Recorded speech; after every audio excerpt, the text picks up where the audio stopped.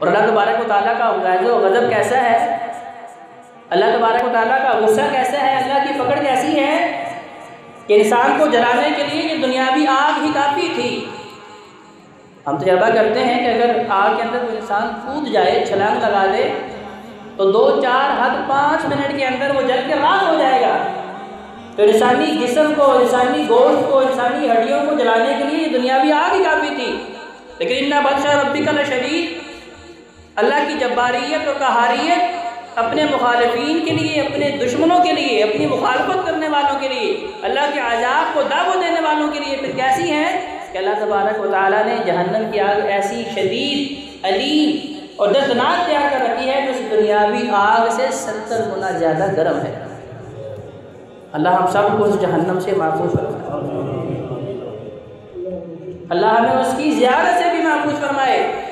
नबी करीम सल्लल्लाहु अलैहि वसल्लम ने फरमाया, मिसाल देके इस हकीकत को बयान फरमाया कि ऐसा शख्स जिसे दुनिया में बड़ी नेमतों से नवाजा गया था, अल्लाह ने बड़ी आसाइशें दी, बड़ी सहूलतें दी, नेमतों की फरावानी थी, बरसात उसके ऊपर थी, कभी बीमारी उसके करीब नहीं आई, कभी उसने परेशानी देखी नहीं, कभी सर्द तक उसे नहीं हुआ। अब ऐसा आदमी जब दरबार इलाही में पेश किया जाएगा, अल्लाह पूछेंगे भी बताओ कभी गम देखा है? गम को जानते हो? गम क्या है? दाता जी कर गम वही बता सकता है जिसके ऊपर गम उमड़ते हैं, जो गमों में मुब्तला किया जाता है। बीमारी की तकलीफ वही बता सकता है जो बीमार है, जो बीमारी में मुब्तला है।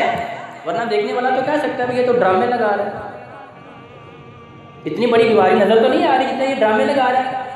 क्योंकि दाता जी बीमारी की शिद्दत उसी को पता है जो उस बीमारी के अंदर मुब्तला है। गम की तकलीफ उसी को है जिसके ऊपर वो गम आया है, जो उस तकलीफ में मुब्तला किया गया है। अब अल्लाह पूछ रहे हैं ऐसे इंसान से जिसने दुनिया में कभी कोई गम नहीं देखा, कभी तुम तकलीफ नहीं देखी, कभी कोई बीमारी उसके ऊपर नहीं आई, हाँ भी तुम तकलीफ को जानते हो, गम को जानते हो, तो अल्लाह वो क्या होता है? अल्लाह फरमाते हैं अच्छा, फरिश्तों को बुलाया, कहा अपने परों में उठाना है और जहन्नम के ऊपर से बस जहन्नम दिखा के लेके आनी है, जहन्नम में गिराना नहीं, जहन्नम की आग चिखानी नहीं, उसके अज़ाब शदीद और अलीम इसे अभी महसूस नहीं करवाने, सिर्फ जहन्नम के ऊपर से गुजार के ले आना है। कलम हिल बसर, जैसे पलक झपकनी होती है कि आग आपने बंद की और खोल ली, सिर्फ इतनी सी जहन्नम की ज़ियारत अब फरिश्ते अपने परों पे, दुरानी परों पे गुजार के लाए हैं, अल्लाह के दरबार में खड़ा किया है, उससे खड़ा नहीं हुआ जा रहा, थर-थर कांपी जा रहा है। पहले अल्लाह ने पूछा था बताओ कभी गम देखा है, तो कहता है गम क्या होता है। अब सवाल बदला गया है, बताओ कभी तुमने सुकून देखा है, कहता है अल्लाह सुकून क्या होता है। जाते जी कहा कि दुनिया जिसके पीछे आज हम भाग रहे हैं और हम अपना इत्मीनान और सुकून दुनिया की नेमतों के अंदर देख रहे हैं, दुनिया की आसाइशों में देख रहे हैं कि छोटा घर है उसके बड़ा बना ले, छोटी गाड़ी है उसे बड़ा बना ले, छोटी दुकान है कारखाना बना ले, बड़ी सी फैक्ट्री बना ले, बड़े बड़े अंपायर खड़े कर दे, तो सारी की सारी दौड़ दुनिया व माफिया के इर्द गिर्द है। जैसे कोल्लू का बैल जो है वो उसकी आंखों पे पट्टी है, अब वो उसे गिर चक्कर काट रहा है, सुबह से शाम तक मुझे समझ रहा है कि शायद मैंने हज़ारों मील सफ़र कर लिया है, लेकिन उसे पता नहीं है कि जहाँ से चला था अभी भी वहीं पे खड़ा है। तजर्बा यही हालत हमारी है कि दुनिया जिसे अल्लाह ने हमारे लिए आजमाइश रखा है, दुनिया का माल हमारे लिए आजमाइश है, दुनिया में कितनी नाज़ो नेमतें हैं, सारी की सारी आजमाइश है, ये औलाद आजमाइश है, लेकिन इनकी खातिर आज हम खालिक़े कायनात को भूल चुके हैं। तो अल्लाह तबारक व तआला ने यही खौफ इंसानों में पैदा करने के लिए तो दूसरा नुक्ता नबी करीम सल्लल्लाहु अलैहि वसल्लम लोगों के सामने रखा, वो अक़ीदा आखिरत था कि लोगों बिलाखिर तुमने मरना है। 40 साल, 50 साल, 60 हत्ता के 100, उम्मत मोहम्मदिया की एवरेज उम्र जो है वो 40 से 60 या 50 से 60 साल की है। पहले बड़ी बड़ी लंबी उम्रें होती थी, कई हज़ार 100 सालों तक तो अंबिया दावतें देते रहे, 900 साल तक हज़रत नूह अलैहिस्सलाम ने सिर्फ दावत ही दी है। लेकिन जाते जी उनका हमारी उम्रें तो बड़ी मुख्तसर हैं। जब हज़रत मूसा अलैहिस्सलाम ने उम्मत मोहम्मदिया की उम्र एक खातून को बताई, वो खातून जो आके शिकवा कर रही थी क्या मूसा कलीमुल्लाह अलैहिस्सलाम रब के हुजूर दुआ करें कि मेरे बेटों की उम्रें बढ़ा दें, मेरे बेटों की उम्रें थोड़ी हैं। कहा तुम्हारे बेटों की तो उम्र बहुत ज़्यादा है, बड़ी लंबी उम्र है। एक ऐसा वक्त भी आने वाला है जब लोगों की एवरेज उम्र जो है 50 से 60 साल होगी। तो वो औरत हैरानी से बड़े ताज्जुब से पूछने लगी कि मूसा कलीमुल्लाह 50 से 60 साल ज़िंदगी, भला वो क्या जिएंगे? उन्हें तो पता ही नहीं चलेगा कि ज़िंदगी क्या है, ज़िंदगी का फ़लसफ़ा क्या है। हज़रत मूसा अलैहिस्सलाम फरमाने लगे कि लेकिन तुम्हें क्या पता कि वो 50-60 साल मुख्तसर ज़िंदगी भी दुनिया हासिल करने के अंदर खपा देंगे। उस बुढ़िया के अल्फाज़ सुने, कहती है कि अगर मुझे इतनी उम्र दी जाती तो मैं तो एक झोंपड़ी के अंदर बस अल्लाह का जिक्र करते गुजार देता। तो अल्लाह तबारक व तआला ने अपने महबूब पैगम्बर अलैहिस्सलाम को जो दूसरा नुक्ता मुशरिकीन मक्का के सामने पेश करने की तलकीन की, वो क्या था? अक़ीदा आखिरत। ये सूरह क़ारिया में इसी चीज़ को बड़े वाज़ेह तौर पर बयान किया गया है। अल-क़ारिअतु मल-क़ारिअ, खड़खड़ाने वाली। कुछ मुफस्सिरीन ने इसका मतलब ये भी किया है कि ठोक देने वाली, जिस्मों पे लर्ज़ा तारी कर देने वाली, इंसान के होशो हवास उड़ा देने वाली। जैसे कोई अचानक हादसा इंसान के सामने होता है जिसके लिए इंसान ज़हनी तौर पे तैयार नहीं होता, तो इंसान उससे बचने की कोई तदबीर भी नहीं कर सकता। जैसे आप रोड पे जा रहे हैं, अचानक से कोई हादसा हो गया तो आपके पास इतना वक्त नहीं है कि आप अपने आप को संभाल सकें, नुकसान से हद्दुल-वसा कोशिश कर सकें कि मैं इससे बच जाऊँ, महफूज हो जाऊँ। और मैं यही आलम क़यामत का होगा कि लोग जो है दुनिया के अंदर इस हद तक मसरूफ़ होंगे तो उनके ऊपर जब क़यामत बर्पा कर दी जाएगी इतनी अचानक से, तो उन्हें फिर मोहलत भी नहीं मिलेगी कि वो तौबा कर सके, तो अपने गुनाहों वाली ज़िंदगी को छोड़ सके, अल्लाह की बगावत वाली ज़िंदगी को छोड़ के अल्लाह की रज़ा वाली ज़िंदगी की तरफ जो है वो पलट सकें। अल-क़ारिया, इतनी अचानक से वो क़यामत रूनुमा हो जाएगी, बर्पा हो जाएगी, और आप लोगों को उसकी हकीकत का पता भी नहीं है। मल-क़ारिया के मुक़ारिया क्या है? वमा अदराका मल-क़ारिया, मैं लोगों तुम्हें उसकी हकीकत का पता ही नहीं है।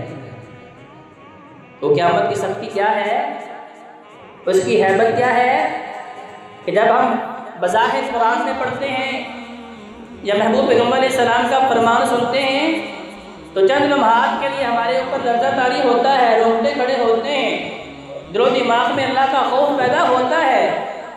लेकिन क्योंकि हमने इस हकीकत को सही तौर पे पाया नहीं है और इस हकीकत को अपने दिलो दिमाग के ऊपर हावी नहीं किया है, तो फिर इसलिए वो असर जो है चंद लम्हात रहने के बाद ख़त्म हो जाता है।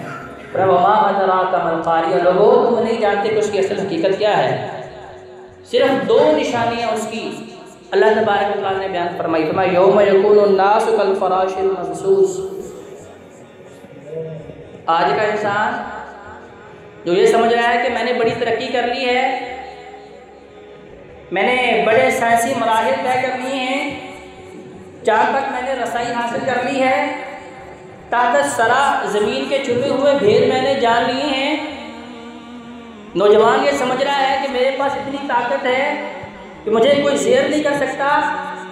अमीर आदमी ये समझ रहा है कि मुझे कोई मुसीबत जो है वो घेर नहीं सकती।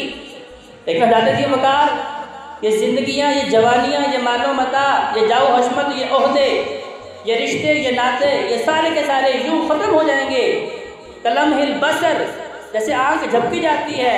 यौम यकूनुन्नास कल-फ़राशिल मबसूस, फरमाया कि वो सूर ऐसा फूंका जाएगा, क़यामत का सूर ऐसा फूंका जाएगा और उसकी हैबत इतनी ज़्यादा होगी और उसकी चीख के अंदर इतना खौफ होगा और उस आवाज़ के अंदर इतनी ज़्यादा जो है उसकी आवाज़ होगी कि वो कानों के पर्दे से लेकर दिल तक जो है सारे के सारे निज़ामों को मुंजमद कर देगा। और इंसान ऐसे गिरे पड़े होंगे कि जैसे मामूली से पतंगे जो हैं जो लाइट के ऊपर इकट्ठे होते हैं, वो परवाने जो लाइट के गिर्द जमा होते हैं लाइट लेने के लिए, रोशनी हासिल करने के लिए, तो हम देखते हैं कि गर्मियों के मौसम में ज़मीन पे काफ़ी सारे पतंगे गिरे पड़े होते हैं। तो अल्लाह तबारक व तआला ने उनकी मिसाल देके ही फरमाया कि इंसान, आज तुझे अपनी ताकत के ऊपर गुरूर है, आज तुझे अपने पैसे के ऊपर गुरूर है, आज तुझे अपनी औलाद के ऊपर गुरूर है, आज तुझे अपनी नेकी के ऊपर गुरूर है, आज तू अपनी ज़िंदगी के ऊपर गुरूर कर रहा है, अपने इल्म के ऊपर गुरूर कर रहा है। लेकिन उस मंज़र को अपने सामने रखो, यौम यकूनुन्नासु कल-फ़राशिल मबसूस, कि जब इंसान पतंगों की तरह बेफिक्र ज़मीन के ऊपर बिखरे पड़े हुए हों वतकूनुल जिबालु कल-इह्निल मनफूश। सिर्फ 2 मिसालें देकर अल्लाह ने बयान फरमाया। इन्ना बत्शा रब्बिका लशदीद। अब अल्लाह की सख्ती, अल्लाह की पकड़ को अल्लाह ने कुरान में दूसरे काफ़ी सारे मुकामात पे वजाहत की है, लेकिन सूरह कारिया में सिर्फ 2 मिसालें दी। एक इंसानों की, क्या आज इंसान ये समझ रहा है कि मैं अपनी ताकत के बल पे बच जाऊँगा? जैसे नूह अलैहिस्सलाम का बेटा कह रहा था कभी अज़ाब इलाही आने वाला है, तो आगे से मजाक करने लगा। अच्छा, बारिश आएगी, सैलाब आएगा, ज़मीन के ऊपर जो है पानी ही पानी होगा, तो मैं यूदी पहाड़ पे चढ़ जाऊँगा। कि यूदी पहाड़ इतना बुलंद वाला है, यहाँ तक तो पानी नहीं पहुँच सकता। तो कजाते जी ने कहा कि सारी की सारी वो चीज़ें हैं जिन्हें इंसान अपनी निगाहों से देख रहा है। असबाब की तरफ हमारी नजरें उठ रही हैं, लेकिन मुसब्बिबुल असबाब तो बगैर असबाब के भी सारा कुछ करने के ऊपर कादिर है। तो नूह अलैहिस्सलाम ने भी देखा और लोगों ने भी देखा, उनकी निगाहों के सामने वही जो अज़ाब इलाही का तमस्खुर उड़ा रहा था, मजाक उड़ा रहा था। यूदी पहाड़ से भी जब वो पानी बुलंद हुआ तो वो गर्क के आग हो गया, पानी में गर्क हो गया। तो अल्लाह तबारक व तआला ने दूसरी मिसाल पहाड़ों की दी है। साइंस ने भी इस बात को प्रूव किया है कि जो पहाड़ हैं, क्योंकि अल्लाह ने फरमाया कि ये हमने मेखें गाड़ी हुई हैं, ये हमने कील गाड़े हैं ज़मीन में। तो जब हमको कील दीवार पे लगाते हैं, उसका 1% बाहर होता है, बाकी उसका सारा हिस्सा दीवार के अंदर हम जो है वो घुसा देते हैं, ताकि उसके ऊपर हमें जो चीज़ लटकानी है उसके अंदर वो ताकत रहे। तो साइंस ने इस बात को प्रूव किया है कि वो ज़मीन के ऊपर जो हम पहाड़ देख रहे हैं, इतने बुलंदों वाला पहाड़, उनका 1% सिर्फ ज़मीन के ऊपर है और 10% इससे भी कहीं ज़्यादा 10% जो है वो ज़मीन के अंदर है। तब जाके ज़मीन का लर्जा जो है, ज़लज़ला जो है वो कायम दायम है। तो अल्लाह तबारक व तआला क्या फरमा रहे हैं, वतकूनुल जिबालु कल-इह्निल मनफूश, कि हम इन मेखों को निकाल दें। ये मेखें किसने गाड़ी हैं? खालिक़े कायनात ने, उस मालिके कायनात ने जिसके कब्ज़े कुदरत में मेरी और आपकी जान है, जिसके हुक्म से मेरी और आपकी धड़कनें चल रही हैं, जिसके हुक्म के मुताबिक मेरी आंखों के अंदर ये सकत है कि मैं देख सकता हूँ, जिस खालिक़े कायनात के हुक्म के मुताबिक मुझे तौफीक दी गई है, उसकी तौफीक से ही मैं सुन सकता हूँ, मैं पढ़ सकता हूँ। ये सारी की सारी मेरे रब की नेमतें हैं। तो अल्लाह ताला फरमा रहे हैं तो क़यामत का दिन ऐसा होगा, इन मेखों को हम निकाल देंगे जैसे धुली हुई ऊन होती है। जैसे ऐसी दुकान जहाँ पे ऊन जो है वो धुली जाती है, वहाँ देखें कि हवा के जरिए वो ऊन उड़ रही होती है।